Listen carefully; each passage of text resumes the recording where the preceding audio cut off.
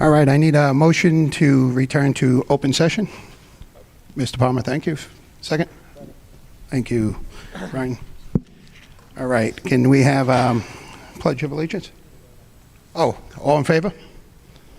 Opposed? Concerns? Nope. All right. Thanks, Mike. Salute to the flag. Mr. O'Hara, you out there? Is that you? Could you lead that, please?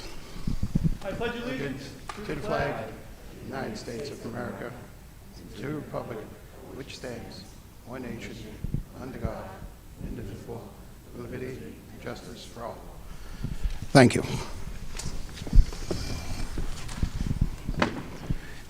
Do we have anybody from the high school, the students wanting to present tonight? Just when you come up, just announce your names, please. Hi, I'm Kai Payton. I'm Riken Kuttner. And first off, we would like to congratulate our NJROTC unit for taking first place in the Southold Brain Brawl Academic Challenge this past Saturday. Our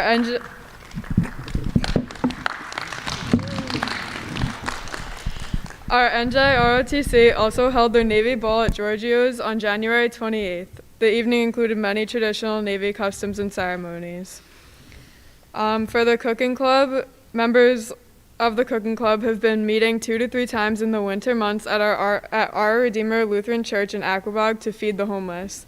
Prior to the snowstorm last week, several members of the club prepared and dropped off 2 trays of lasagna and 1 tray of ziti to feed approximately 35 to 40 people. Our cooking club and ceramics students will be sponsoring empty bowls this Thursday, February 10th from 6 to 7:30 p.m. in the high school cafeteria. For every student crafted ceramic bowl purchased, you will receive a bowl of handmade soup and bread donated by Blue Duck Bakery. All proceeds will be donated to Maureen's Haven Outreach. On February 3rd, our French club made Valentine's Day cards for the residents of the Arcadia Care Center in Riverhead. And our Key Club will be hosting a Valentine's Ball for Riverhead students on Friday, February 11th from 6 to 9 p.m. And we'll be participating in PS I Love You Day again this year on Friday, February 11th. We invite everyone to wear purple to raise awareness of the importance of mental health and stand up against bullying. Throughout the week, there will be messages of kindness with the Chalk the Walk event held on Thursday. Our college-level digital generation course attended Stony Brook University last Tuesday to present their final projects.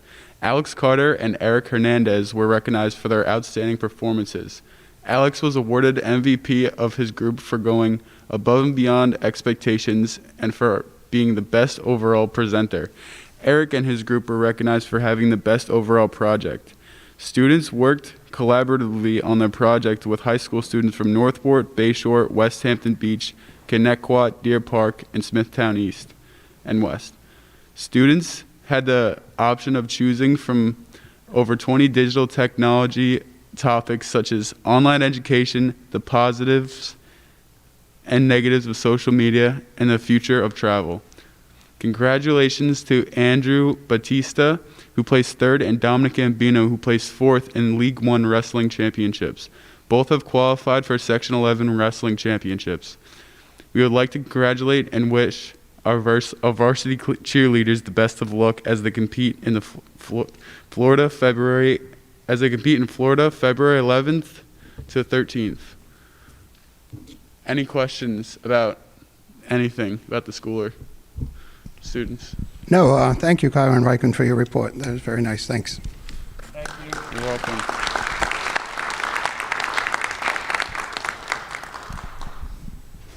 So we'll move on to the reserve repair public hearing.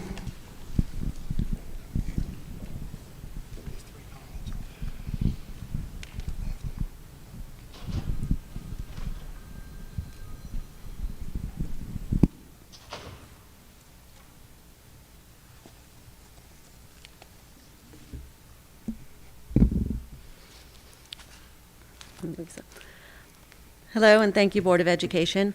Tonight, me and Mr. Jacobellis will be presenting on the proposed use of the 2017 Capital Reserve.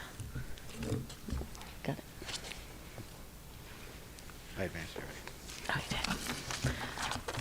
Oh, you I'm sorry, the 2017 repair reserve. The repair reserve was authorized in May of 2017 by the voters. A repair reserve is used by the district to fund projects that are not recurring on an annual basis. This is used to supplement repairs and projects that are not included in our annual budget. And each year we can use funds from if we have funds at the remaining of each year, we can replenish the repair reserve to help us continue these projects in the future. As of January 27th, we have $2,732,639 remaining in the reserve fund. Faith, can I just cut in for a second? Sure. There's something I just have to read first. Oh, It's just the message about the hearing. So it says, "We are now going to hold a hearing on a proposed use of $1.107500 from the reserve fund, which was established by the voters May of 2017, which I believe you said anyway, but under the provisions of the Section 6-D of the General Municipality Law of the State of New York, public hearing is required in most circumstances prior to the use of the reserve funds.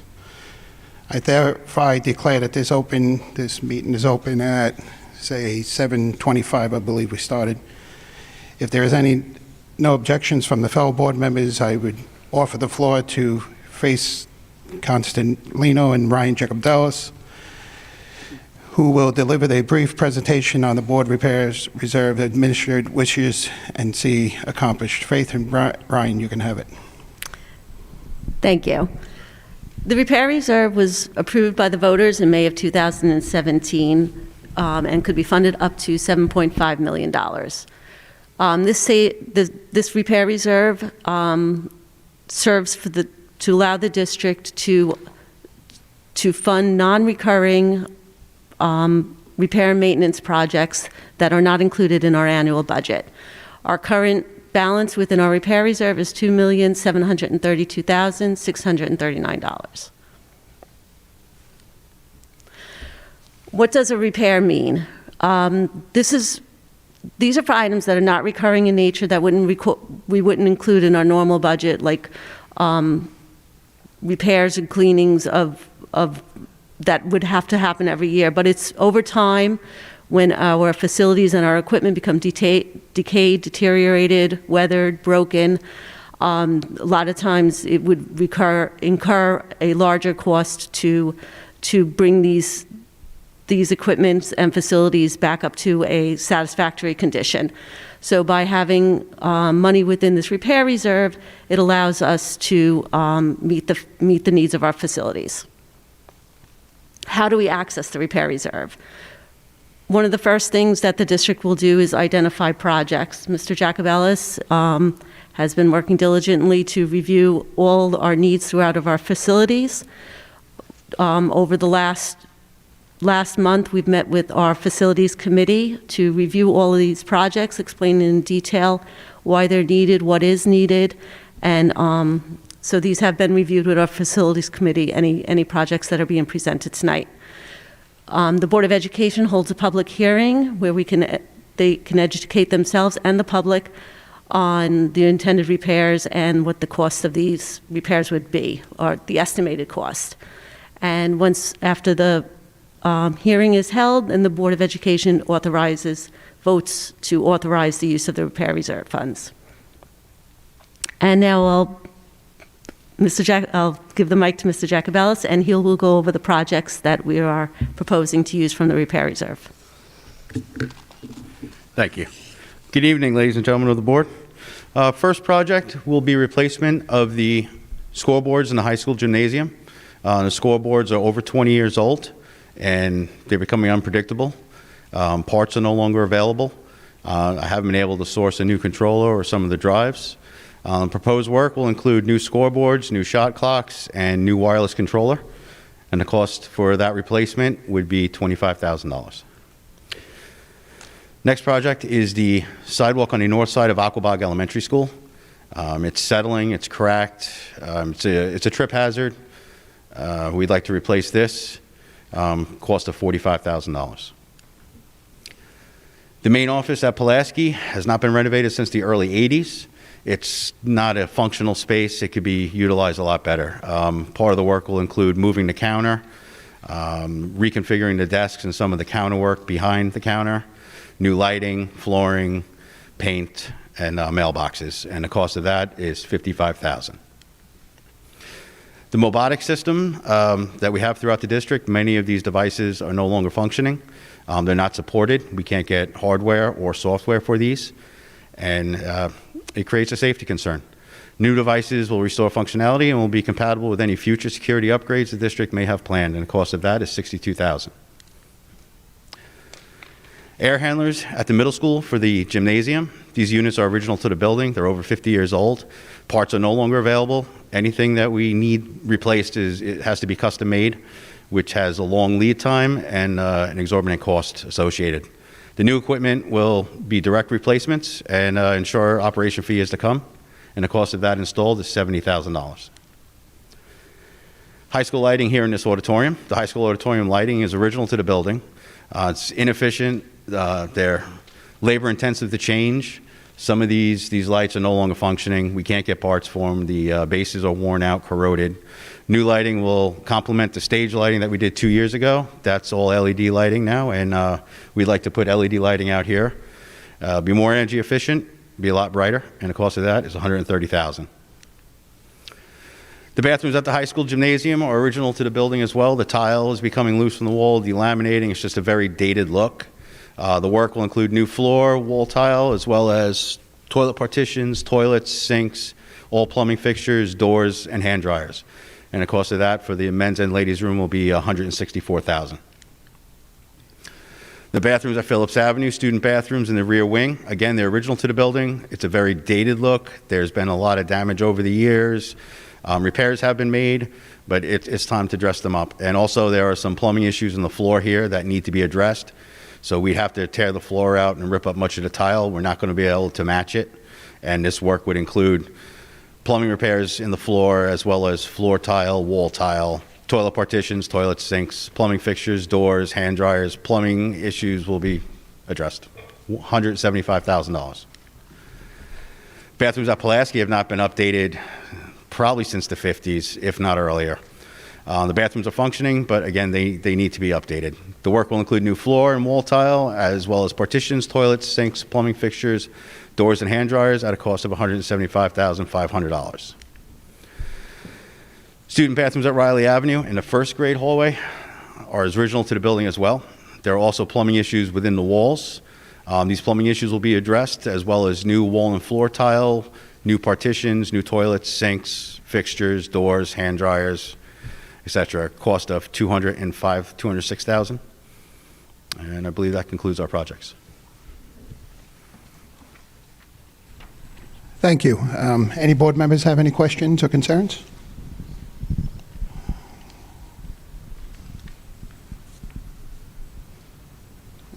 It's on this.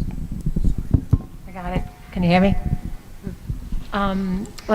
Thank you. I remember last year I walked around with you, Mr. Jacobellis, and so I'm happy to see some of these bathrooms on here.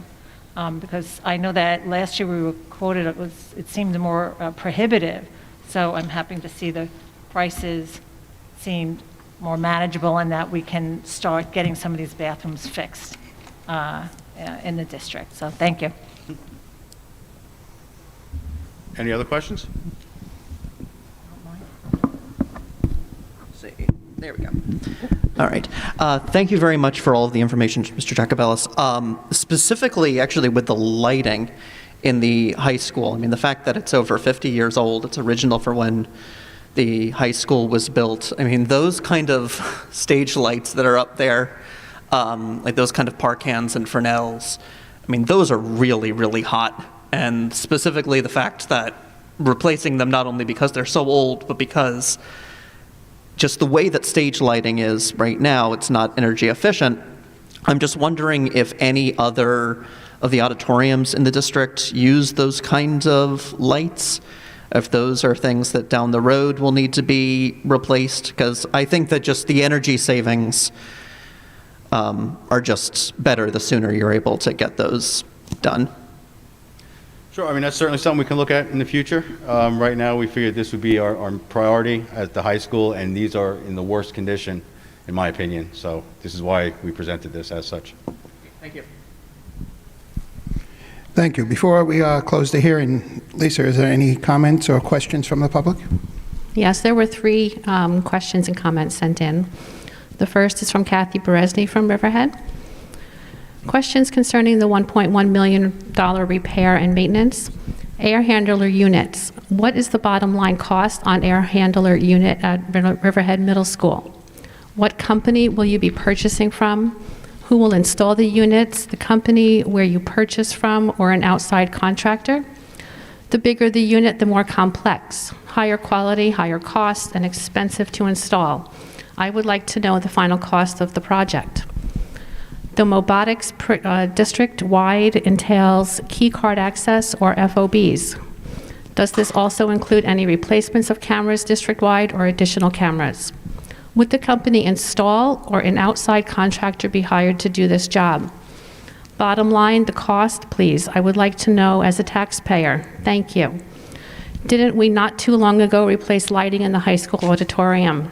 How much the bottom line for this project? How much will the scoreboard cost to replace? Thank you, Kathy Beresny.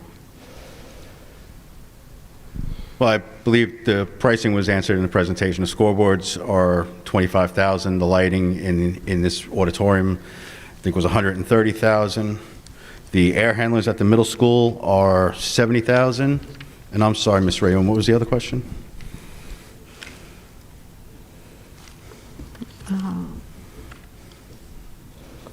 I forgot. There was questions about security, which wasn't part Yes. of this proposal, Thank so you. that's fine. Yes, the Mobotics system replacement is $62,000. All work, including the air handlers, the Mobotics will be installed by outside contractors. The air handler units will be purchased and installed through Diamond Blue, who is currently on contract with the Riverhead School District. The Mobotics system, the vendor eludes me at this moment, but again, they're on contract and they'll be doing the install. The scoreboards, again, the vendor escapes me at the moment, but all this work will be performed by outside contractors. Thank you. Okay, there's another comment from Yolanda Thompson. How much interest has been earned on the 2017 Repair Reserve Fund? What is the remaining balance of the 2017 Repair Reserve Fund? We'll have to email her back the answer to that. And there is one more. Again, from Yolanda Thompson from Riverhead. Why is the sound system in the auditorium also not being upgraded to be ADA compliant for the hard of hearing and deaf for all events held at the schools, including public Board of Education meetings? We'll look into that and get back to her as well. Okay. Is there anybody from the audience that would like to have any questions or comments? All right, not seeing any. So this item is going to be on the agenda later this evening for authorization of expenditures, which we have just seen during the public hearing. Thank you for all who have participated this evening. Seeing no additional people wishing to speak, I therefore declare this public hearing closed at 7:41.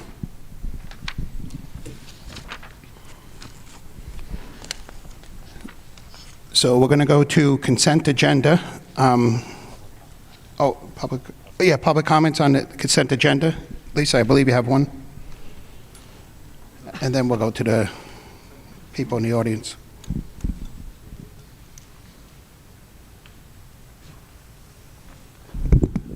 Hi, I'm Greg Fisher from Calverton.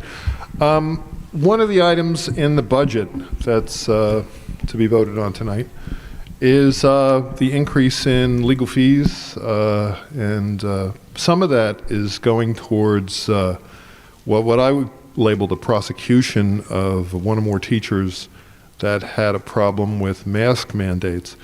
And I think that's kind of a waste of money.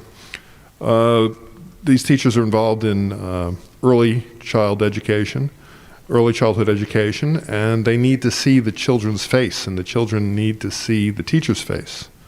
So I don't think that one teacher I have in mind got a fair shake here, because I think he's doing what's really best ultimately for the children. And in the case of what's happened here, I think the science is very questionable whether it's been worth it to deny those children the developmental ability in speech, in music, especially for them to be able to see their teacher and for the teacher to be able to see them.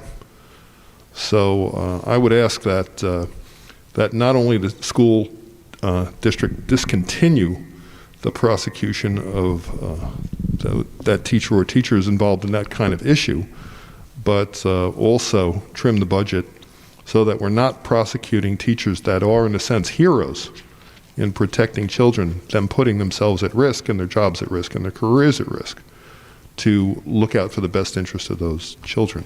Thank you very much. Thank you, Mr. Fisher.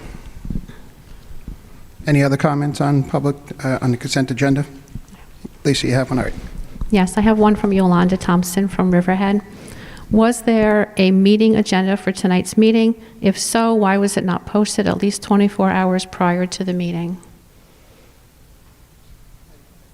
What was that? The agenda was posted? Yes. Was there a meeting agenda for tonight's meeting? And if so, why was it not posted at least 24 hours prior to the meeting? It was posted, no? Yeah. I mean, it was there, so. All right. Any other comments? So we're going to go to E, letter E, contracts under 10,000 approval. Huh? We're not doing them. All right. Superintendent's report.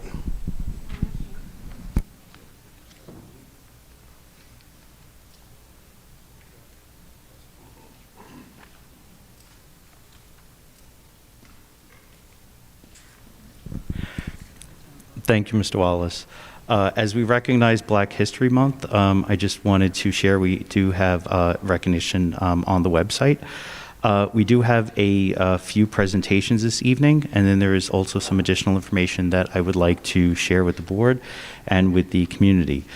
So first off, we'll begin with our Blue Waves Recognition and Appreciation Ceremony for our team members for the month of January. So I'm going to turn it over to Dr. Kerner regarding that.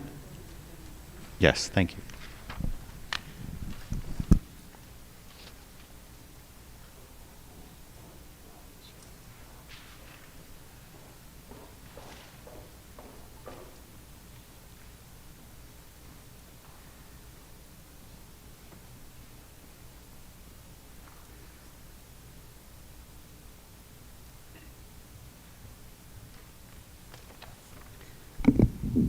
Good evening, everyone. Thank you, Dr. Tornatori, and thanks to the Board of Education for your continued support of this Blue Waves Recognition and Appreciation.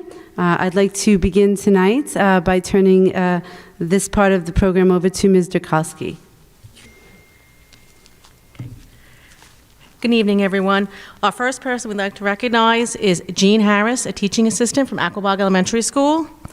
Mrs. Harris has had a long and successful career of service to the children of Aquabog as a teaching assistant.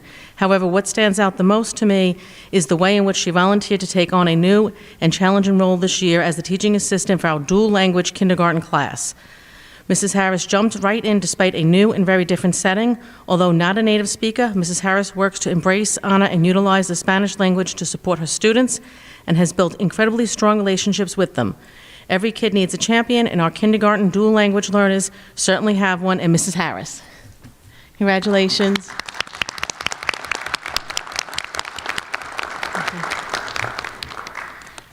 Okay, and our next award is for Peter Brown, our high school security guard.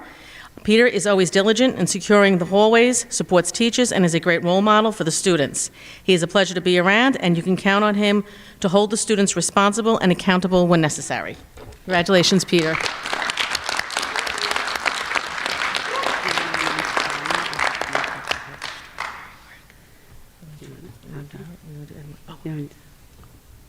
All right, we'll do him now. Okay, we're just making decisions as we go along. Okay, the next recipient for this month is Mr. Edwin Perry. I'm not sure if Edwin is here tonight, but let me tell you about him anyway. Coach Perry is a great teacher, coach, and mentor. He's been a huge stakeholder to the Phillips community by putting together the Phillips Color Fun Run and the Breast Cancer Power Walk. Coach Perry is always creating a fun and educational learning environment for our students. So congratulations to Coach Perry.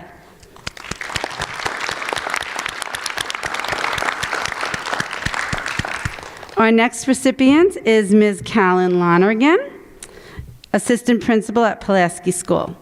Callan is a rock star. She literally does everything in the building. She handles every issue with grace and integrity. She works towards building community and always fosters an environment of collaboration. She is an active listener and hands-on in every way possible. She will come into classrooms to support teachers and staff academically, socially, and emotionally. There's so much here, Callan. I'm just going to flip through and I'll give it to you later. Callan is pride in motion. Her door is always open. We're free to walk through her office without even a moment's notice if we have a question, concern, or even just to say hello. When we have things going on in our personal lives, good and bad, she constantly checks in and even texts us over the weekend just to let us know she's thinking about us. If she disagrees with us, she is able to clarify and respectfully describe and justify her stance without anyone feeling uncomfortable. Callan has created a sense of community among the halls of Pulaski through monthly birthday celebrations, her newsletters, and just her willingness to make and take time for all of us. We make this recommendation that Callan be noticed and celebrated for being such an amazing asset to the students and staff at Pulaski with no reservations. Congratulations, Callan.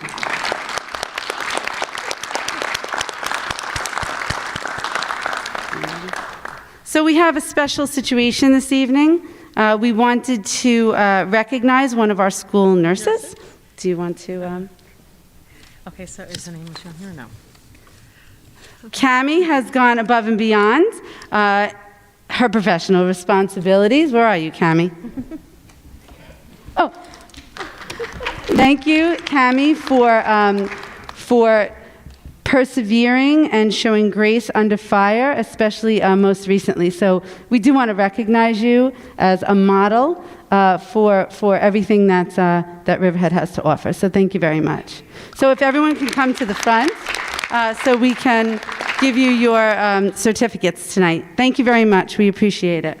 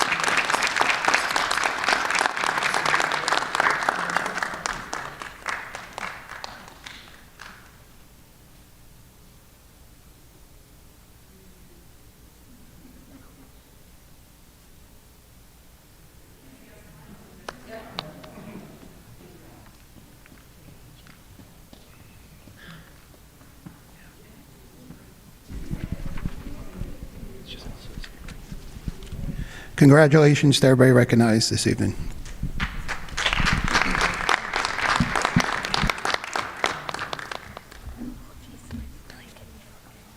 Okay, our next presentation will be by Ms. Caglione regarding the budget. I did want to share with the public that I'm extremely impressed that Ms. Calione came in a little bit late into the game, I would say, to when we usually go through the budget process. Both she and I have met with every single administrator to really see what the needs and wants are for their respective departments or buildings. And we've been working diligently together to present a fiscally conservative budget for the community. So she's going to be presenting the next portion. We will also have another presentation at the 2 March meetings as well. Thank you, Dr. Tornatore. Thank you, Board of Education. Tonight is one of our, well, it's actually our second discussion on the 2022 to 2023 proposed budget. At our last Board of Education meeting, we discussed what goes into the budget development process. One of the first things, the budget is comprised of expenditures, revenues, which would include our tax levy and state aid, as well as the district's use of fund balance and reserves. From the first day that I started a few weeks ago, one of the first things we had to start looking at is where are we with our current budget? This helps us arrive at what we call fund balance.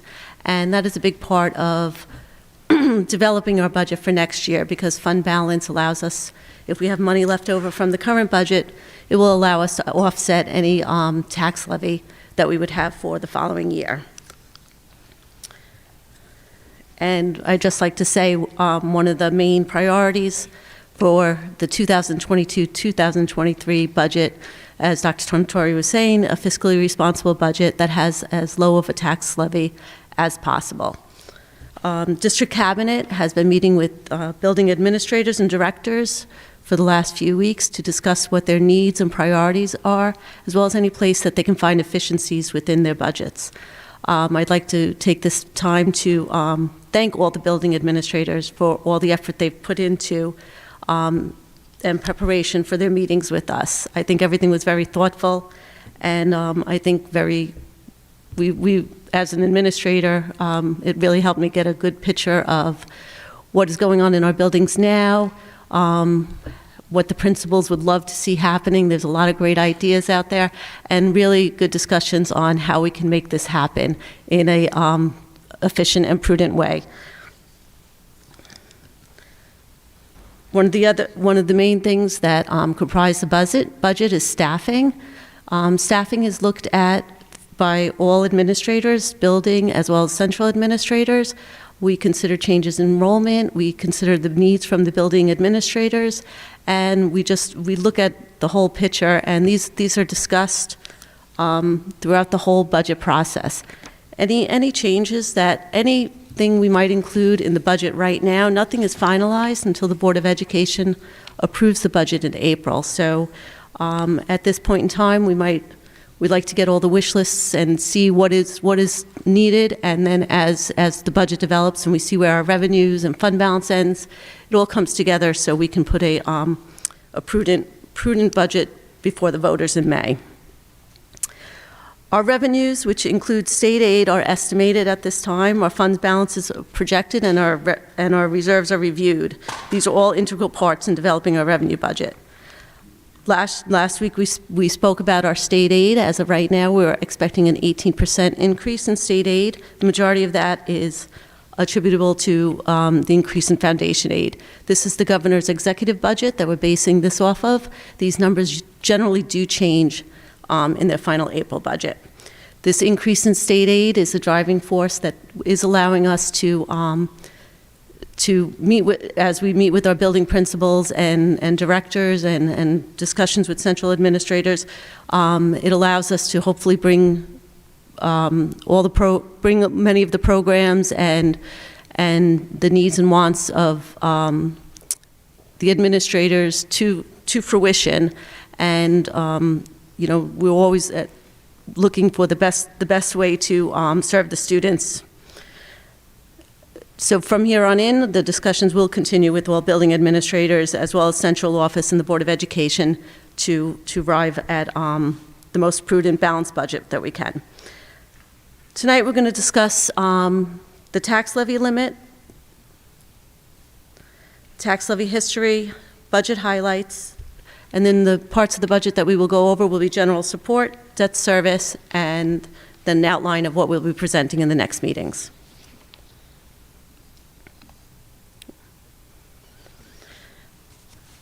What goes into the tax levy limit? The tax levy limit is a calculation that is set by New York State. One of the first things that goes into it is the tax-based growth factor. This is set by the New York State Taxation and Finance, and they come up with an amount that we can increase our budget based on the growth and additions they see within the property that is contained within our school district. Our tax-based growth factor for this year is 1.0, which means that there's no additional increase to our tax levy. Pilots, these are payments in lieu of taxes. These are payments that we get from the towns within our district. Generally, these offset our tax levy because rather than raising the money through taxes, the entities that are pay the town directly and then pay the school, then the town pays the school for the pilots. Capital tax levy exclusion, this is our debt service, which consists of bonds, bands, and our energy performance contract payments. The debt service, less any building aid we receive, goes into our capital levy exclusions. The allowable tax levy growth factor, this is basically where you hear about the 2% cap on tax levy. This is how that name came about. The school districts are allowed to increase their tax levy by the lesser of 2% or the inflation factor, which is also known as consumer price index. This year, the inflation factor is 4.7%. So that means our tax levy will be capped at, our tax levy growth factor is capped at 2%, which is the lower of the two. Our tax levy within exclusions, that's taking all of these items that I just discussed, and that calculation allows at the maximum amount a school district can levy. This is how it is calculated. The tax cap is calculated. We start with our prior year tax levy times our tax-based growth factor, which is 1.0, as I explained before. And then each year we have to, if we minused out our pilots last year, we would add them back in this year. If we added in a capital exclusion last year, we would minus it out this year, and then we would add back in next year's predictions for our pilots and our capital tax levy. So this goes through the calculation here, and our maximum tax levy for this year is 2.27%. Like I said, the district is very committed to staying below that. Here we'll see a 5-year history for the school district of the tax levy from 2017-18 to 2021-22. The average tax levy increase over the past 5 years is 1.38%. And you'll see for the years 1920, 2021, 21-22, we had the same levy for all 3 years. I'd just like to go over some of the budget highlights. These are a few of the items that we have been building into the budget that we'll be presenting over the next few weeks. The high school and middle school will have a 9-day period. This will allow for 32 new electives for our students. We're designing new areas where students can learn, be creative, and challenge themselves with new innovations. These are called maker spaces. This is one of the items that came about through discussions with central office and building administrators, and one of our goals through all these discussions is to make their dreams for their buildings and for their students become reality through the budget and through working with them to see how we can provide for it. We would provide more opportunities for student choices in fine arts and increase our direct student support for all our elementary students, especially in the area of reading, and enhance our program opportunities for alternative high schools. We'll continue to invest in our staff. Next year will be our second year of a 3-year commitment to training for restorative practices, and we'll also continue enhancements for our social emotional learning programs. Next year's budget, we've spent a lot of time in discussions and focusing on the technology needs of the district. This includes infrastructure as well as security, student devices, classroom technology. There's so many different facets to technology, whether it's what we need to pay the bills and keep the school running, what the teachers need in the classrooms to be able to interact in the best way with their students, and then from the back in the back doors where Mr. Hines and his team work to continue to keep and improve it on our safety and all our infrastructure. We're also in discussions on a security capital project, which would help ensure the safety and security of our students, staff, and facilities. This is a project that we would like to build into the budget as a transfer to capital line. The project would include integrated video, door access, and alarm management. By building this project into our budget, it allows us to have the monies available next year, as well as it allows us to work with the state to try and maximize state aid on this project. Right now, we're going to go over general support. This is one area of the budget. It starts with the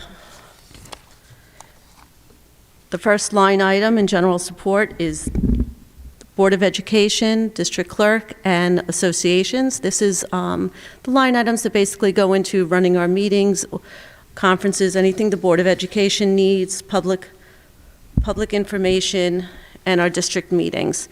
You'll see there was a slight decrease in this category. That has to do with just actually the budget didn't actually go down. All in all, we had to recategorize some expenses that were in here for high school diplomas and graduation. So I took the budget line item out of this area and we moved it over to the high school. One thing we've been very aware of these past few weeks and working with building administrators, is to make sure that everybody has their money where they need it to be and that they're aware of how much their budgets are, and to just try to make this as straightforward as possible. The next area that we'll discuss is central administration, auditing, and legal. Central administration includes the superintendent's office, business office, curriculum, personnel, our central office administrators, as well as auditing, legal, and public information, records management, or fiscal agency fees. You will see there is approximately a $400,000 in this proposed budget area increase. We have some software upgrades, well, I should say upgrade, not necessarily upgrades, or additions. Our human resources department has added a new onboarding software system to allow for ease of our employees to upload and process their information to streamline the hiring process. I'm also proposing an upgrade to our financial software, and so included in this would be a one-time upfront cost fee to change softwares with new vendor. This would include the new software and training. And there's also some additional clerical staff at the personnel and the business office. Next line item is insurance and assessments. At the time that I prepared this budget, we didn't have our final insurance numbers, so we've used an estimate based on past history. So there's approximately an $80,000 increase in that area. The next area is BOCES administration. BOCES charges, I guess you could say it's a charge back to all districts within their jurisdiction for Eastern Suffolk BOCES, an administrative and a capital cost. So this number is given to us by BOCES of how much we will pay to them for administrative and capital. The next area we'll review is debt service. The school district has a few different types of debt service. The first is construction bonds.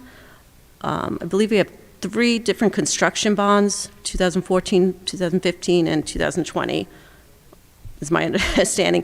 Generally, these stay pretty consistent once you have your debt payment schedule. It does not fluctuate that much, maybe a little bit for each payment. I do want to note that at the last board meeting, the Board of Education approved for us to begin refunding of the 2014 and 2015 bonds. The savings from that refunding is not currently reflected in this construction, in the construction bonds area here on my schedule, because we can't really reflect it in our budget until after we close until we go to the closing table and we know what our savings will be. So we will definitely realize some savings in 23, 24.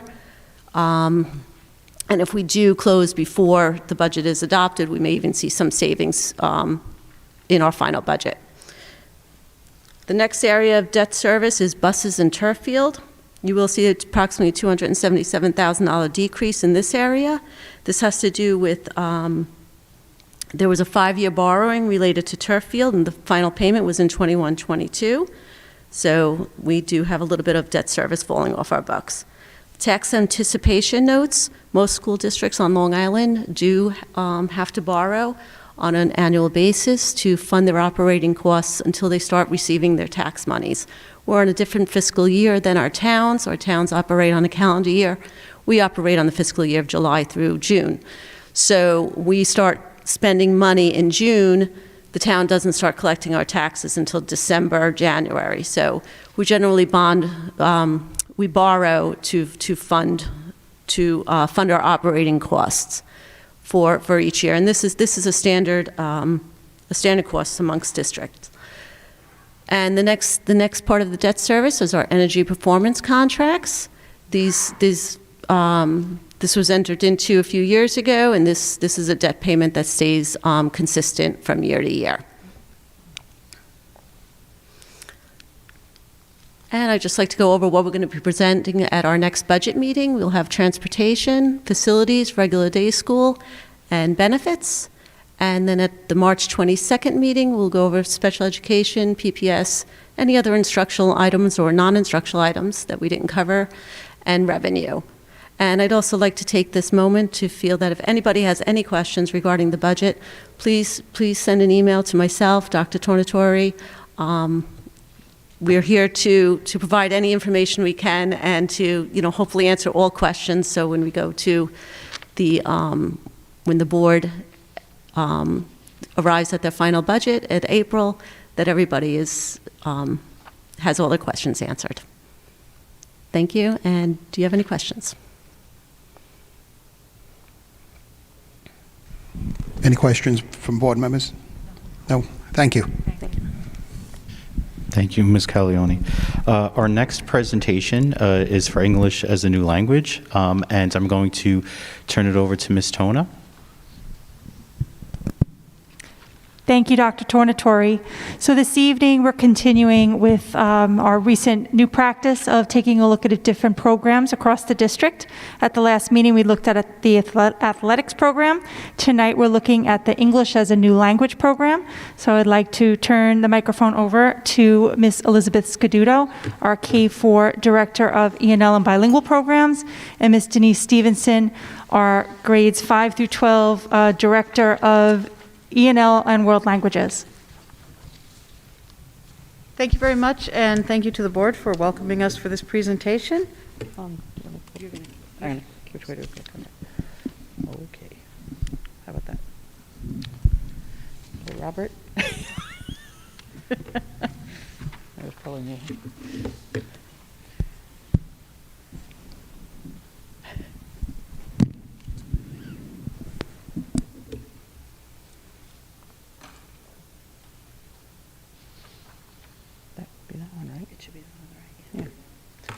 Let's see. Yes, okay, thank you. So as of January 31st, 2022, just a couple of weeks ago, The percentage of English language learners in Riverhead School District was 35% on average across the district K through 12. That represents an increase in enrollment in September. At the end of September, the percentage of English language learners was 31% in the district. This represents a combination of students who are both new to the United States and or who are transferring from other school districts. You can see on this chart the current English language learner enrollment across the district. Each school is represented there with the total number of English learners, number of students in the building, and the percentage that are represented by English language learners. You'll notice that a couple of buildings, too, are close to 60% English language learners. You'll also notice that at Pulaski in the middle school, the number of English language learners tends to decrease. This is because it takes approximately 5 to 7 years to learn a language to the point of academic language proficiency. Also in the 9th grade, the numbers tend to increase because we do tend to get new entrants in the 9th grade. Determining English language learner eligibility, we do in accordance with New York State regulations. First, we have a home language questionnaire, an individual interview. Students may receive the test of a test for English language learners. That's NICETEL is an entry test, and it's the only way to qualify for services in ELL services. We have a teacher on special assignment in registration to help out with this process. That person helps with the registration process, including interviewing families, related screenings, and other assorted help related to that. That's from September to June. And then annually, students take the NICESLAT, which is a test of English proficiency. It's an annual update, and it's the only way that students may exit from the program.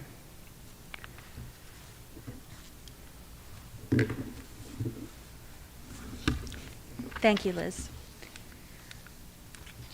So as Liz mentioned, the NICESLAT exam is how students can exit the program. This graph shows you the progress that students made from the last NICESLAT administered to the most recent exam in 2021. You'll see that there were only 37% that moved up a level. However, 72% showed an improvement on their scale score. Throughout this presentation, we'll be using some acronyms. We refer to our program as an ENL program, which stands for English as a New Language. This replaced the acronym ESL, which stood for English as a Second Language a number of years ago. Students in the ENL program are often referred to as ELLs or MELs. This stands for English Language Learners or Multi-Language Learners. We also have 2 different bilingual programs in the district that are referred to as a transitional bilingual or dual language bilingual program.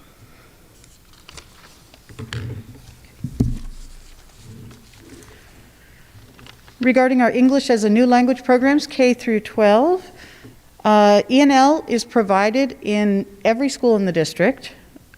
Students at every proficiency level receive 1 period of integrated content, English as a New Language, English Language Arts, that's the content area. Students at the entering and emerging proficiency levels receive an additional period of content-based ENL in a standalone setting in accordance with the regulations.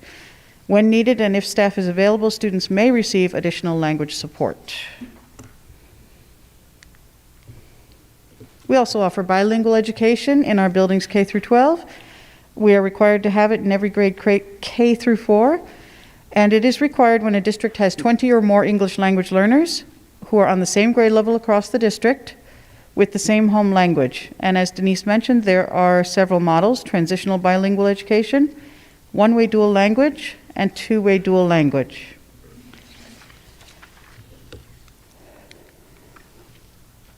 Okay.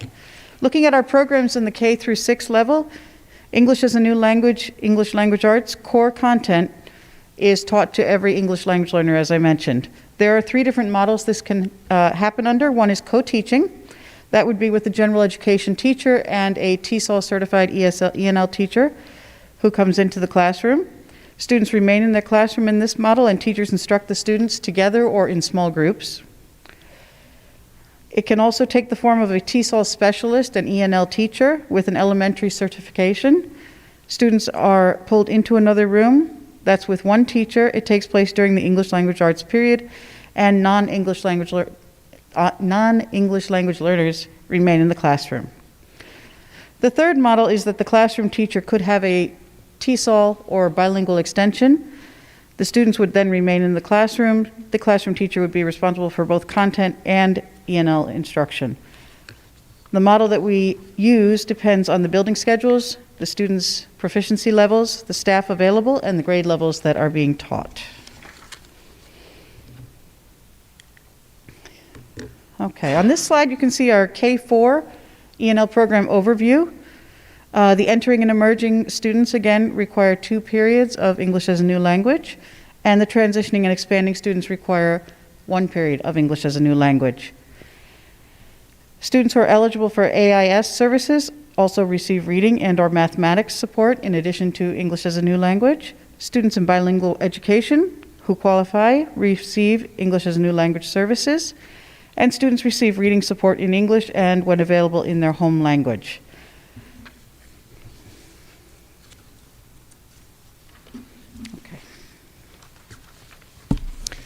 All right, we're going to take a look first at Pulaski Street. Pulaski Street has an ENL program as well as a one-way dual language program. The ENL teachers co-teach with the classroom teachers to support their ELA periods. In addition, they support the one-way dual language program. The students in this program spend 50% of their time in a Spanish-speaking classroom and 50% in an English-speaking classroom with ENL support. This allows them to develop English language skills while maintaining their Spanish. And so, for example, reading and social studies are taught in English, while math and writing might be taught in Spanish. At the middle school, we have an ENL program, and we also have what we call SLA or HLA program. Students in the ENL program at the middle school are in sheltered ENL, ELA classes that are taught by teachers with both ENL and ELA certification. In addition, the entering and emerging students have an additional period of ENL that we refer to as standalone, as well as sheltered content classes where they can develop vocabulary in English while they're learning science, math, and social studies. We've also expanded our Spanish classes to provide classes for students who are native Spanish speakers. These are called our SLA or HLA courses. These SLA and HLA courses are the Spanish classes for students who speak Spanish at home.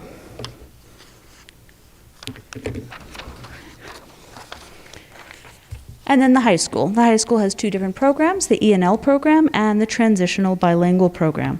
Our largest number of English language learners can be found at the high school. We offer a full range of ENL and bilingual courses to support these students at the entering and emerging level while preparing them for the Regents exams. Students at the transitioning and expanding level receive their ENL mandated hours through their ENL ELA period.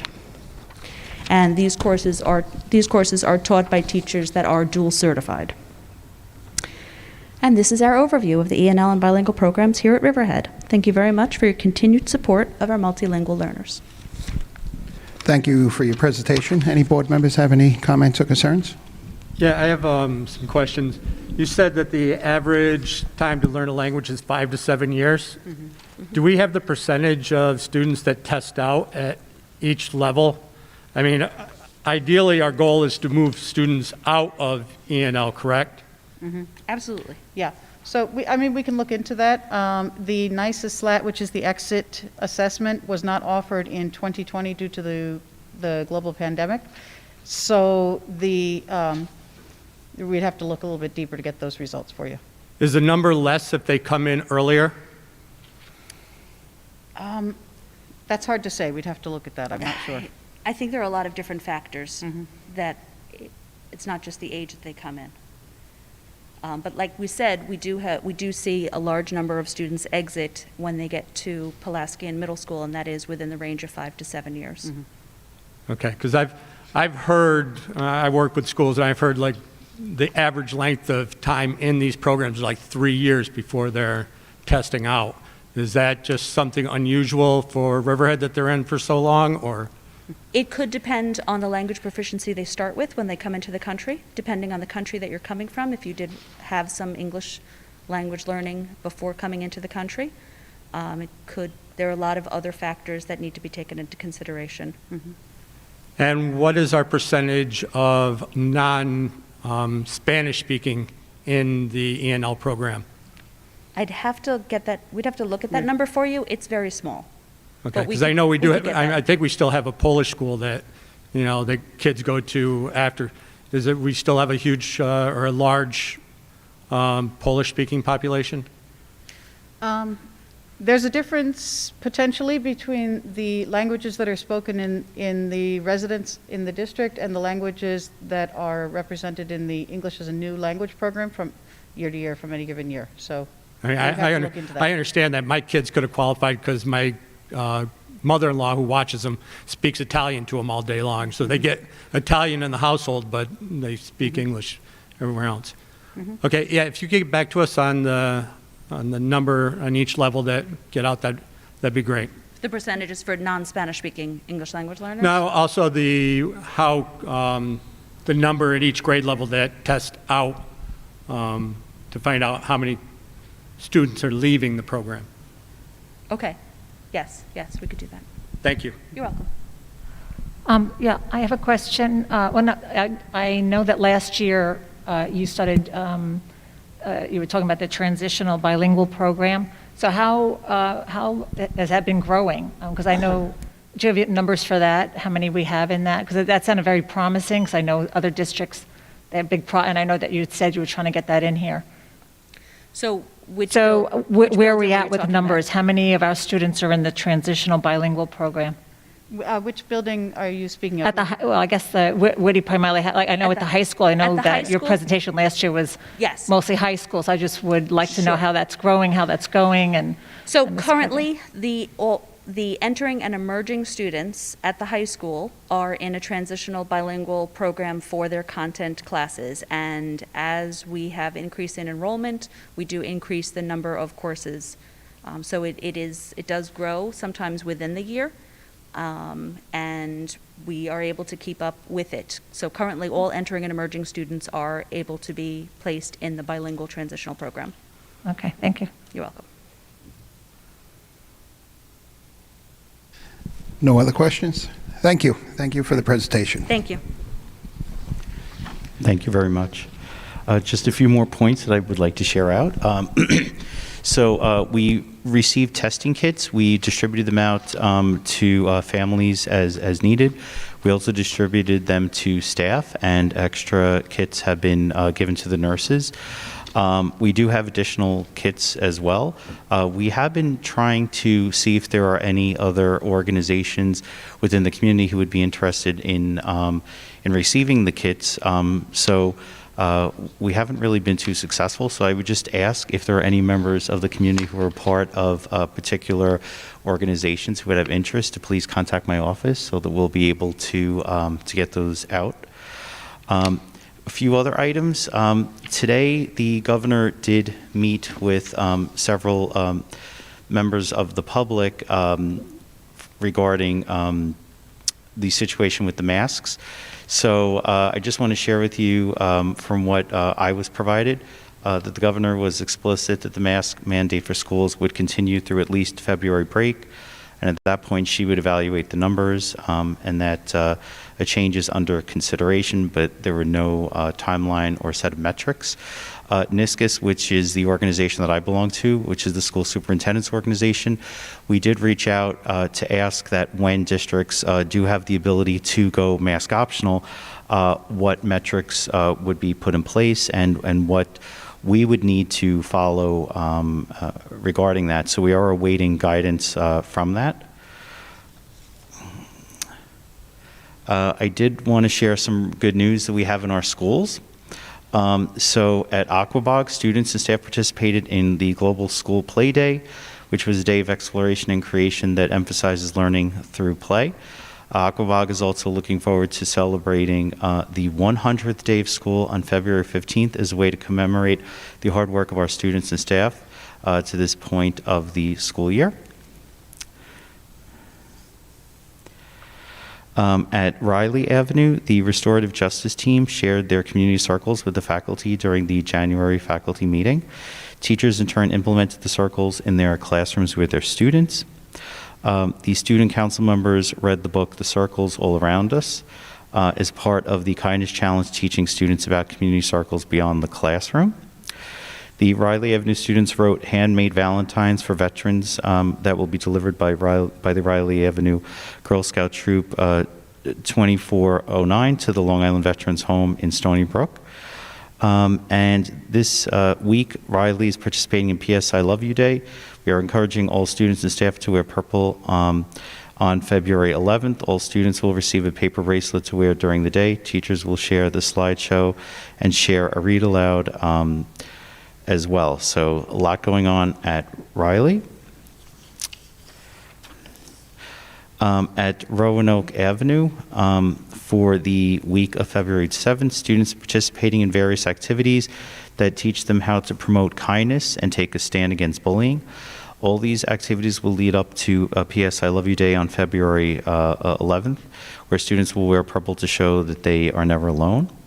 There are already also throughout the week celebrity read-alouds, where students are enjoying listening to books and read-alouds in class by some of their favorite teachers. It's very important that at the end the author will be revealed at the end of the book. There are a few other activities as well. On Monday, February 7th, students and staff were invited to take a picture in front of the Kindness banner in the main lobby. On Tuesday, today and tomorrow, there's the Kindness links. Each class is given 10 long pieces of purple to create the link. Each link students will write one act of kindness, and then together the classroom ideas will be on display for all to see on the first floor.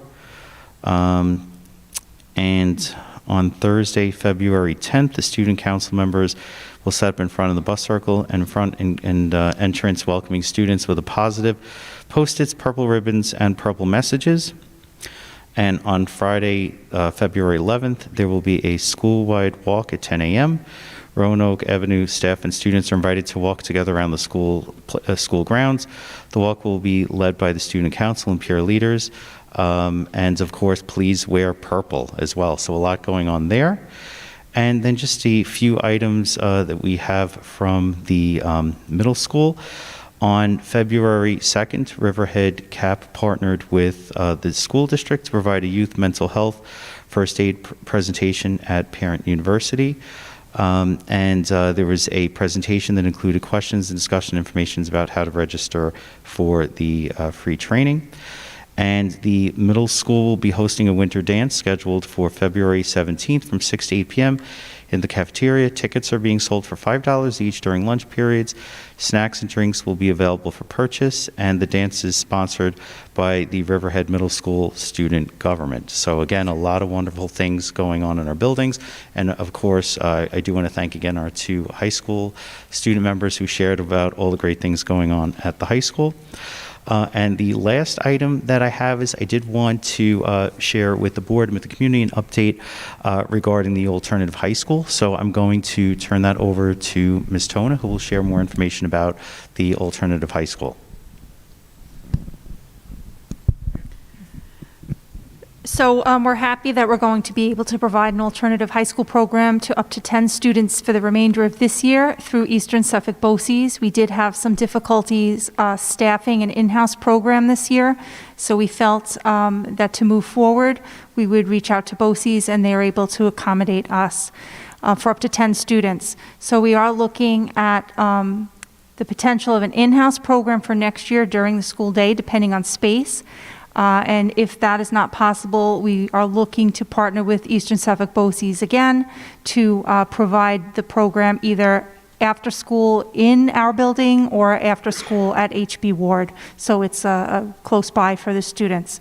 So that is ongoing, and we'll keep you updated. Thank you very much, and that's all I had. Thank you. So what we'll do is we'll move on to consent agenda, but before we do that, I'm going to pull letter E out because we have to make an amendment to that. So for the rest of it, can I have a motion? Motion. Motion. Thank you, Mr. Palmer. Second? Second. Thank you, Ms. Healy. Any cares or concerns? All in favor?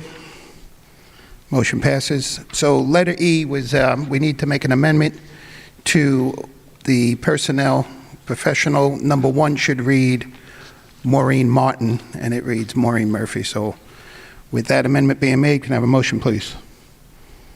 Motion. And thank you, Ms. Healy. Second? Thank you, Mr. Palmer. Cares or concerns? All in favor? Motion passes. Any, Dr. Tornatore, you have something? So at this point, I would like to congratulate Kellyanne Parlato because she did receive her tenure this evening. She's worked extremely hard at the high school, and so we are extremely proud of her as a Blue Waves family team member, so we just wanted to recognize that. So congratulations.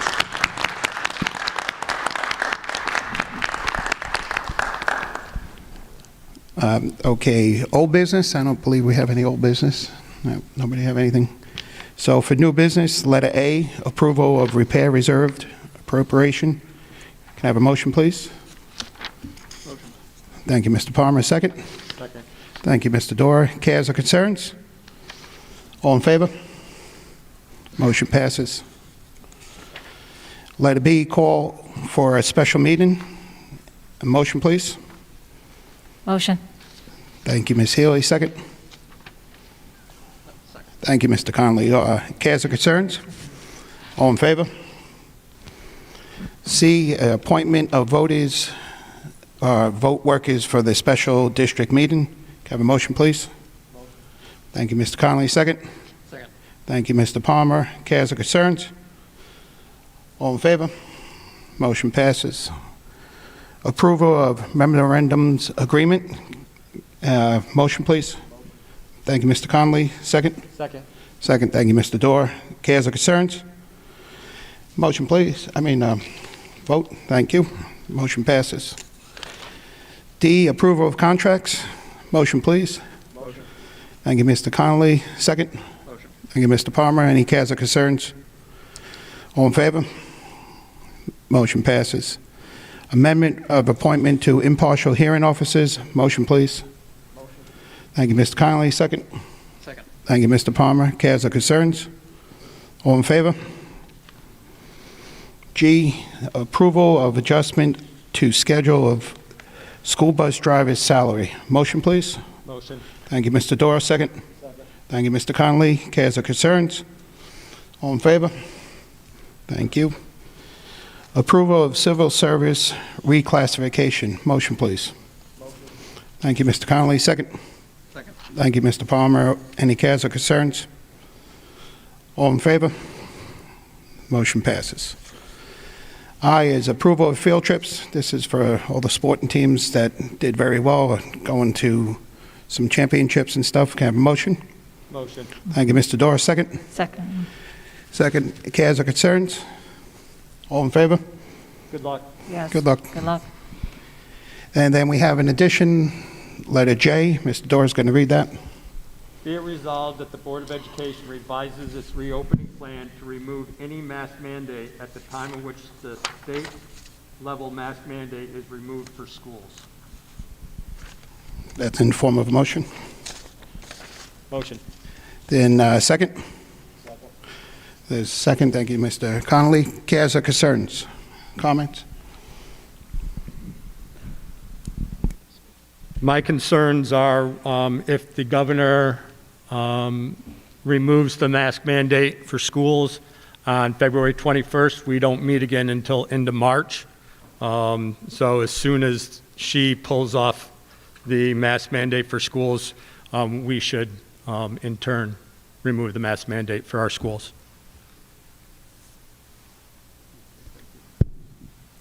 I'm of the opinion that we won't know exactly what the levels of infection are in Suffolk County or Riverhead at that time. We can't guess what it's going to be like in 2 weeks. If the governor's mandate does expire and she doesn't renew it, and then it comes to us that our reopening comes back in place, I think it would be incredibly important for us to meet at that point and discuss as a board where the county and where our community is at that point. So I don't want to make a decision about something not knowing what the information is going to be at that point. Ms. Haley, do you have something? Well, I'm sorry? I don't think she turned it off. Oh, no, I didn't turn it off, sorry. Just knowing the governor, I don't think she's going to, at least for February 21st. We see what's happening in surrounding states. It's like New Jersey, and they're giving March 7th. Now I'm of the mindset is that we will have an opportunity, even if we have to have a special meeting or something like that, to see when that happens. But I'm in agreement that it would be time to say that we could have mask optional, because I think by the time that she does make that decision for this state, the rates will be low enough. Thank you. Anything to add? No, good. Mr. Palmer, I'm in agreement with you. I think that we could always have a special meeting if it calls for, to, visit our opening policy. So thank you for everybody for your comments. So all in favor of... If that's a new item for the agenda, I'd like to speak on it. If that's a modification to the agenda, I'd like to speak on that item. Yeah, that's fine. Because I wouldn't have had an opportunity to speak on it earlier. All right, Mr. Fisher, you have 3 minutes. Go ahead. Thank you. So just a couple short points on that. One is the governor's announcing already that she's going to remove indoor mask mandates, but has not made a decision yet on the schools. That could come tomorrow also. However, and this is for council, what is in the Court of Appeals right now is that the governor never had authority for the executive orders, never. That those authorities were removed by the legislature in March of last year. So we're completely in uncharted territory. So I just want to leave the board with that. Thank you. Thank you, Mr. Fisher.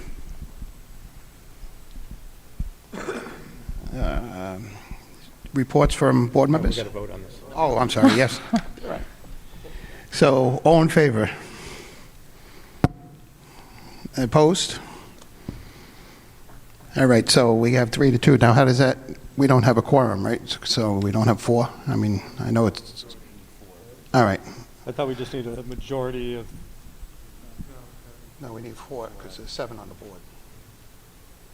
So can we, like I said, like the special meeting when... Yeah, we can always host a special meeting at any You know? point for, any board member could call for a special meeting. Just for clarity's sake, you still need a majority of your board to vote to pass something. So something would need 4 votes, no matter how many of you are present. Okay, thank you. So motion fails at this point. Opportunity from, actually, reports of committees. Do you have a report? Yes, I have one. Go first. You want me to go first? Okay.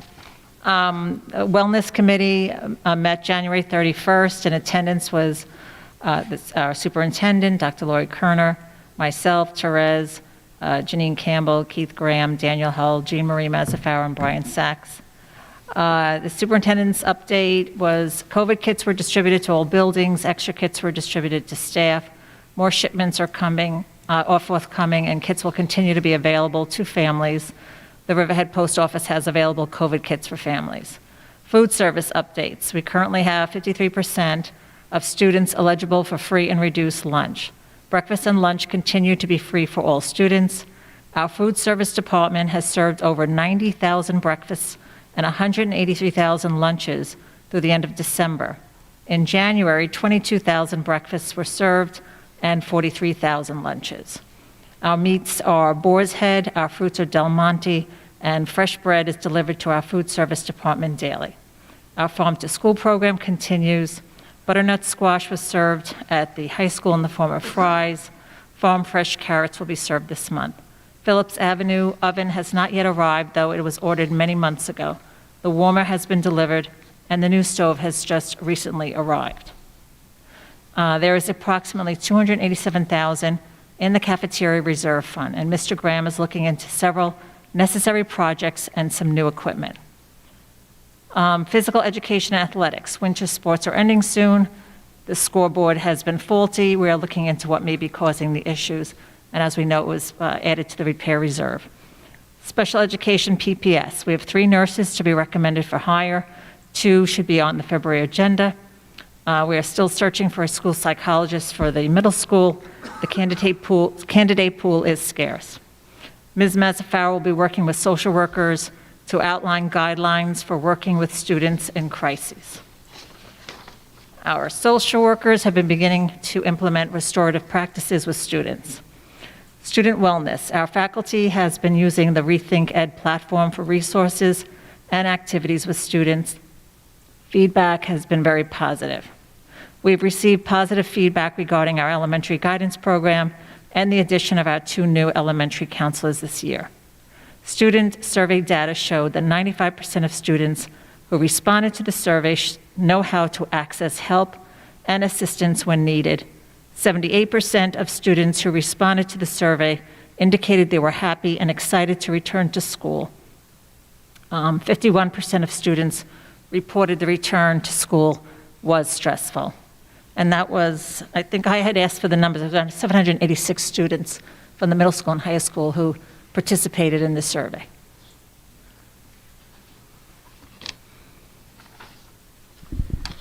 Excellent. So I have 2 reports this evening. First one is for the Health and Safety Committee, which met last Wednesday, February 2nd, in the library of the middle school and heard reports on security, COVID protocols, facilities, and transportation. After a moment of silence for NYPD officers Rivera and Mora, Head of Security Terry Colleen reported on COVID and security. Mr. Colleen stated that there was 100% compliance with students wearing masks that particular day. The last week, there were about 10 to 15 students not wearing masks on a daily basis.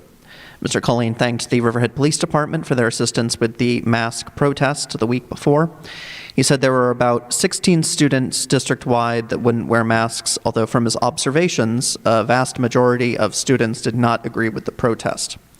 In security, local residents and businesses have been complaining about fence cutting and illegal parking by students. These groups have been advised to contact the police department. In facilities, Mr. Jacobellis announced that the district fire inspection will take place on February 16th and informed staff of potential hazards that must be addressed beforehand. He also advised that students and staff be careful of slippery walkways and floors during the winter weather. In transportation, Ms. Firkt and Mr. Moore announced the March bus drills.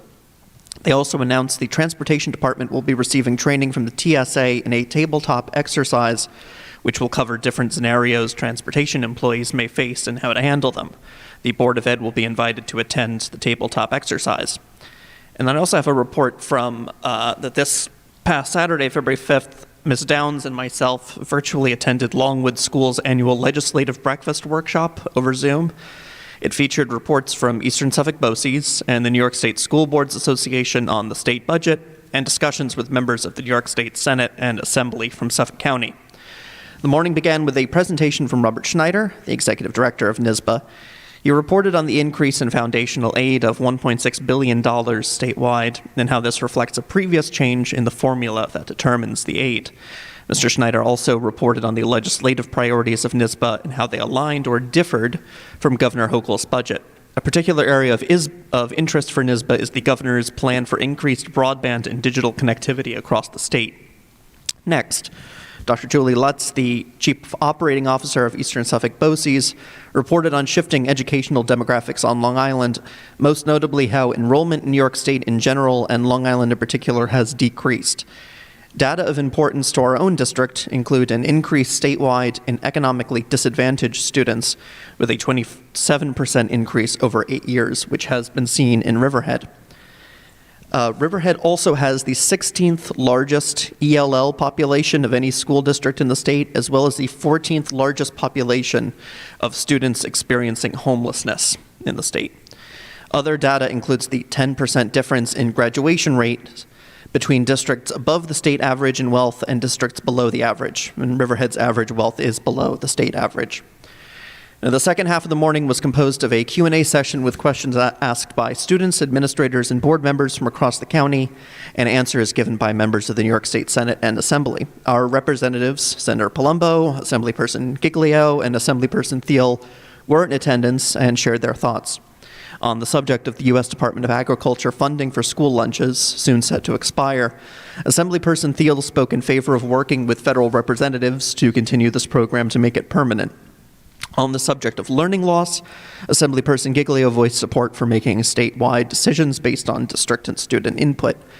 On the subject of dedicated funding for student mental health, Senator Palumbo suggested paying for this through COVID recovery funding. And on the subject of what metrics the state is using to determine COVID restrictions, such as masking, Assemblyperson Thiel mentions that members of the Assembly have not received any information from the State Department of Health or the governor, and that he supports local health departments making these determinations in conjunctions with local schools, not the state. It was suggested by many representatives during this Q&A period that members of the public contact their state representatives rather than schools to voice their opinions on this topic. And for anybody who is interested, this full workshop is available to view on the Eastern Suffolk BOCES YouTube page. It's about 3 hours, but it's very interesting. Thank you for those reports. Any board members have any remarks?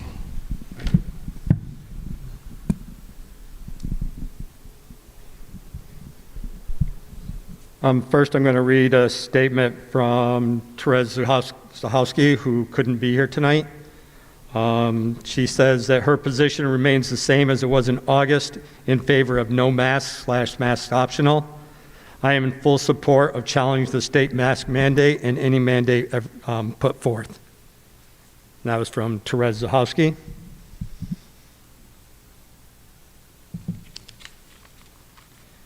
My statement: I've been debating with my fellow board members for what seems like weeks. We are basing our mask decisions based on a percentage which I believe to be flawed. The Department of Health is reporting that we have an infection rate of 4.4%. This is the number that our board wants to use to determine if it's safe to return to schools with no masks. This 4.4% is the 260 cases divided by the number of people tested, 5,932. There are many more people in Suffolk County than the number of people tested. In fact, the latest population of Suffolk County is 1,525,920. If we take the number of positive cases, 260, and divide by the population of the county, we get a true Suffolk County infection rate of 0.017. This is a very small percentage, and I feel this percentage is acceptable. I began to question these reported percentages when I came down with COVID. In my household, 2 out of 7 people tested positive. We followed the Department of Health guidance to report the results of our home tests. We were only able to report the 2 positive cases to the Department of Health. The Department of Health did not want the information on the 5 negative tests. Reporting positive tests, not negative results, will also skew a true percentage of cases. So once again, I question the numbers. Additionally, when we visit the school COVID report card that is available from New York State, based on our district reporting, the following information is available, and I have it broken down by building. But out of a total of 5,722 people, we had 56 positive cases in the last 14 days, which is just under 1%. I bet at any time we'd find more than 1% has strep throat. We as a board have received a great number of emails from concerned parents asking us to remove the mask requirements from our students. We have also received emails supporting the continued use of masks. I have heard you and I've read all your emails. I fully believe that if masks work like I have been told, all students who would like to wear masks will be protected. Regardless of mask choice should be made by the parents and what works for their families. Parents are responsible to make a multitude of decisions based on what they feel is best for their children and their well-being. For example, bedtime, food, vitamins, exercise, screen time. Who better than parents to make these types of decisions? Parents should have the right to decide if their children should or should not wear masks. Why is the decision being controlled? Why are schools and school boards being asked to dictate this decision? Do we no longer trust our parents? I ran for the board to ensure that all students and their families have strong academics and activities that develop the whole child to give them the best opportunity for their future. When it comes to medical decisions, that is solely a decision that should be made by the parents. Why do we not trust our parents? I understand this mandate is in the control of our governor, but what is our action plan to return to a traditional school? What will it take for the board to drop the mask mandate and allow parent choice? Our parents and families have a right to know. We need to be transparent in this and develop a plan to make this happen. Thank you. Anybody else have any comments? Nope. RCFA? Gregory Wallace, RCFA. So the RCFA would like to welcome 3 new nurses to Riverhead. Apologize if I don't pronounce these names properly. Courtney Birkenmeyer, Erin Faringer, and Clarissa Wackenfeld. Dan Hull has attached to his email, he's the nurse at the high school. It says, "You cannot educate a child who is not healthy, and you cannot keep a child healthy who is not educated." We're very happy to see these nurses added. The role of the school nurse has really changed over the last 20 years. And one of our nurses was recognized tonight. We would just like to thank our nurses for the work that they do in our schools. Thank you. Thank you, Mr. Wallace. Public comments, we'll go by the internet and then we'll open up the floor. Lisa, do we have any?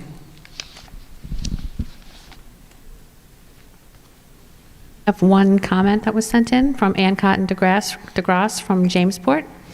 How much has been spent to date for legal and investigative services on the Sam Schneider investigation?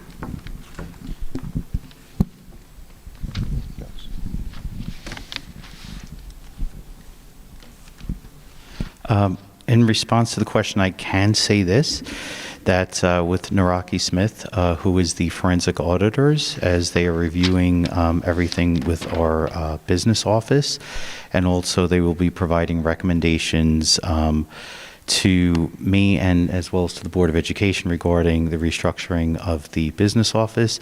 They, so far, the district has paid out approximately $10,975. We have not, as far as I'm aware of, received any other invoices from any other firms or anyone else regarding this particular matter. Anybody from the public wishing to speak? Just remember you have 3 minutes.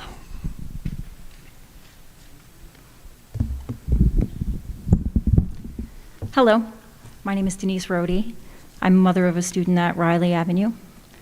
First, I'd like to thank you, Mr. Dorr, for pointing out how some entities inflate statistics and twist the numbers. And of course, my favorite topic with the school is COVID, and especially vaccines that are likely coming down the pike. I want to point out that while I'm a mother of a student at the district, I'm also not a lay person on the subject. No pictures, please. I've been a physician assistant for 20 years. I've worked in primary care, emergency medicine, and for the last 7 years, I've worked in critical care, and I'm no stranger to COVID and all things COVID.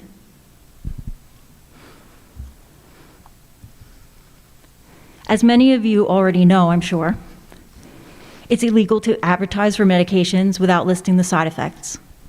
Therefore, next time the Riverhead School District is hosting or promoting vaccine clinics, you will need to list the side effects on the pre-recorded phone message as well as on the district website.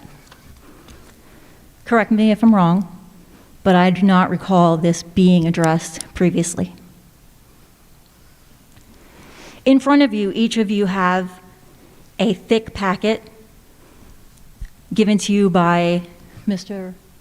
Fisher, which is a copy of a 96-page list that you can utilize that lists some of the medical studies that have been done on cases of COVID-19 vaccine side effects. And I will read to you the topics for as long as my remaining 2 minutes before they run out. Myocarditis, which is nearly 300 studies. Thrombosis, 150 studies. thrombocytopenia, 115 studies. Central venous thrombosis, which causes stroke, 61 studies. Those that are less than 100 on the list are vasculitis, Guillain-Barré syndrome, lymphadenopathy, anaphylaxis, and other allergic reactions, Bell's palsy, myelitis, and transverse myelitis, which is inflammation of the spinal cord and causes paralysis, sometimes temporary, sometimes not.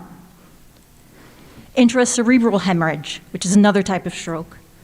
Immune-mediated hepatitis, as well as Takotsubo cardiomyopathy, and many other cardiac complications.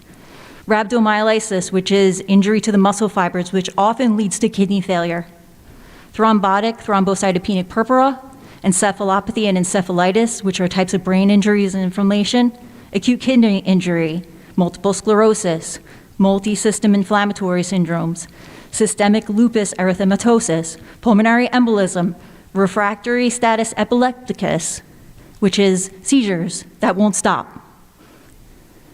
Central serous retinopathy, as well as other eye disorders affecting the vision. Miscarriage, interstitial lung disease, hemolysis or breakdown of the blood cells.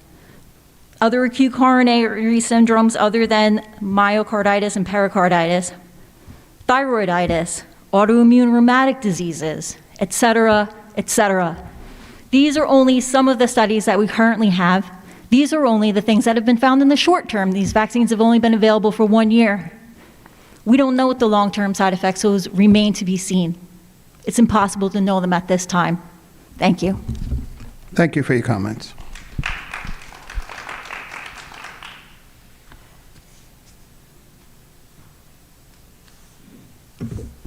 Good evening, Amelia Lance. Last Wednesday, Dr. Tornatore and myself finally caught up with each other and had a conversation after many missed opportunities of phone tag.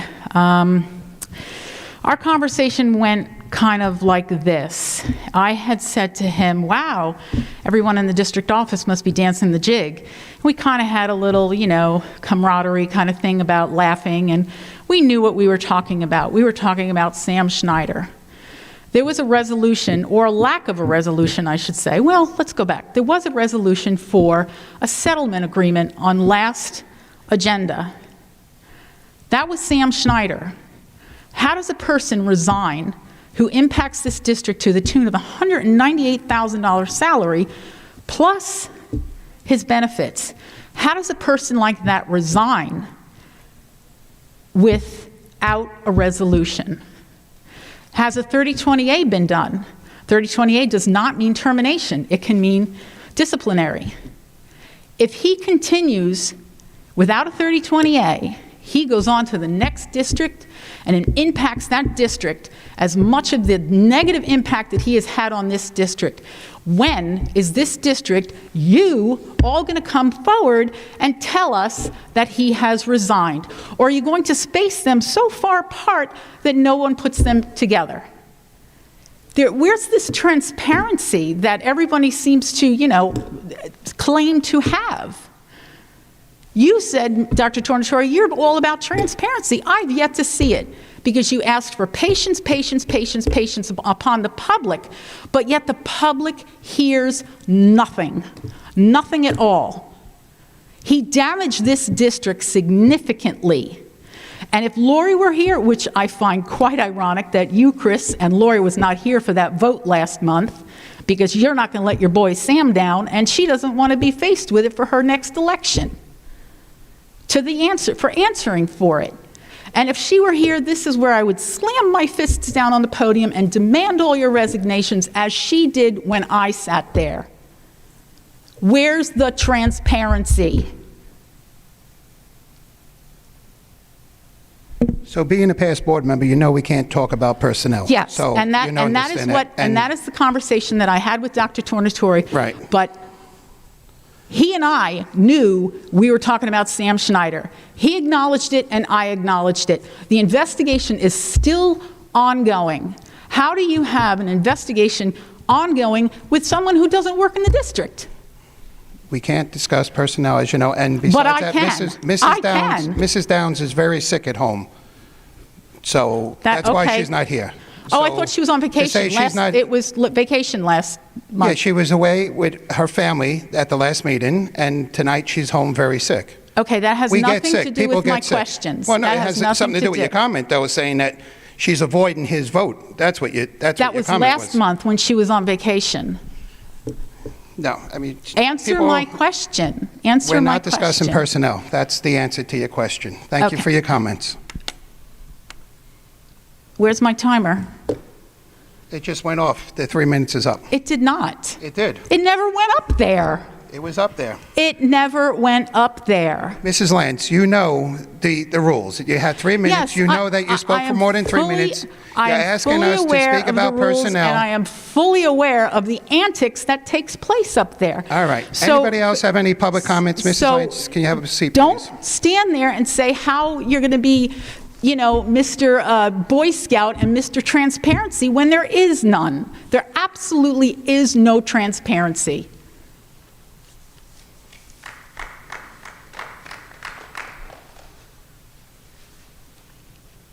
Hi, Greg Fisher from Calverton. I just wanted to make another comment on the budget now that it's been proposed.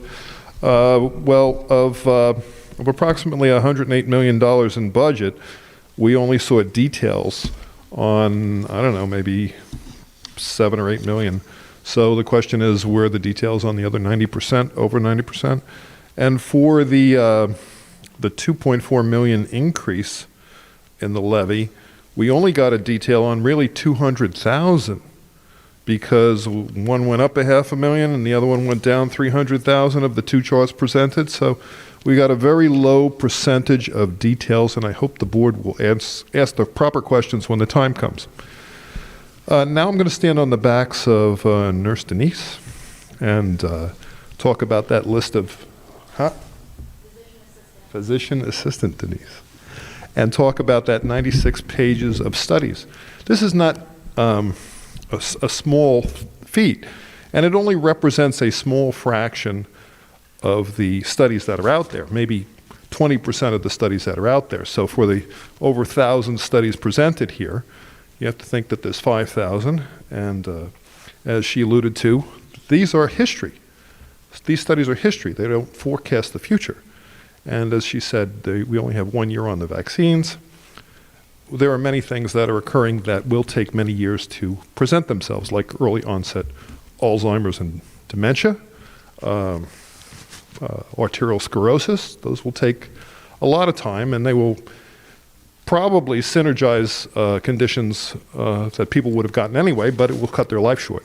That includes every student and teacher and staff person that's participant in these still experimental mRNA technologies.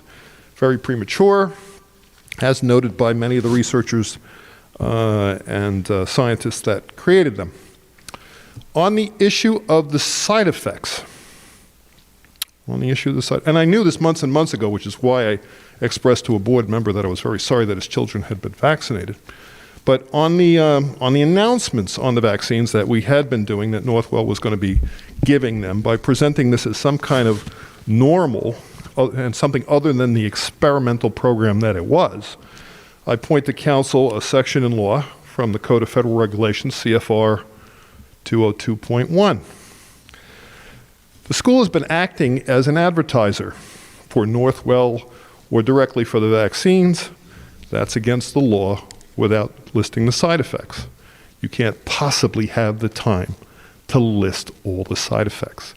These vaccines in their present form are deadly, short-term or long-term. They're deadly. Don't do it. Thank you for your time. Thank you, Mr. Fisher. Any other public comments?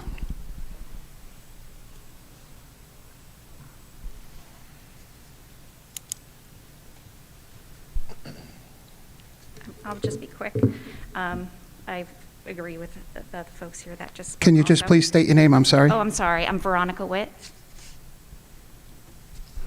And I just wanted to speak up again about the mask mandates.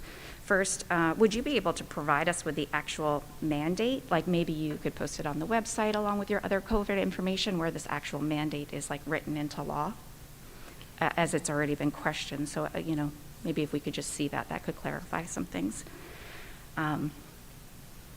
Anyway, my kids are struggling. Hear you. Mrs. Witt, just talking to the mic a little bit more. Can I move it down a little bit? I'm not that tall. Okay. My kids are struggling with this mask mandate. Many kids are struggling, and it seems as if you guys don't care. How can they concentrate on learning when all they can think about is struggling to breathe through a mask? I can continue to get the pass the buck answer. These kids have a right to an education just as they have a right to breathe. They have a right to not be shamed by staff about masks while those staff members are wearing ineffective cloth masks. I ask that you amend your plan and give this decision to the parents for their children. I don't see that you need to ask the Department of Health or the Department of Education for their metrics. These will obviously not be based on studied science either. Many states are already ending their don't have mask mandates. Many are ending them. I don't feel like we're going into uncharted territory here. You know, people are wearing masks that aren't really doing anything. So it's not going to be some great explosion that you think it's going to be. If you listen to what everybody said here tonight, listen to the news, it's not that we have new information. There never was information. There were never studies that concluded that these masks are actually doing anything. But now we just know that they're harming our kids. It's time to be done. Thank you. Thank you, Mrs. Witt. Any other comments? Without seeing any, motion to adjourn? Motion. Thank you, Mr. Palmer. Second. Thank you, Ms. Healy. All in favor? Motion passed. Thank you, everybody, for coming. Thank you for your comments.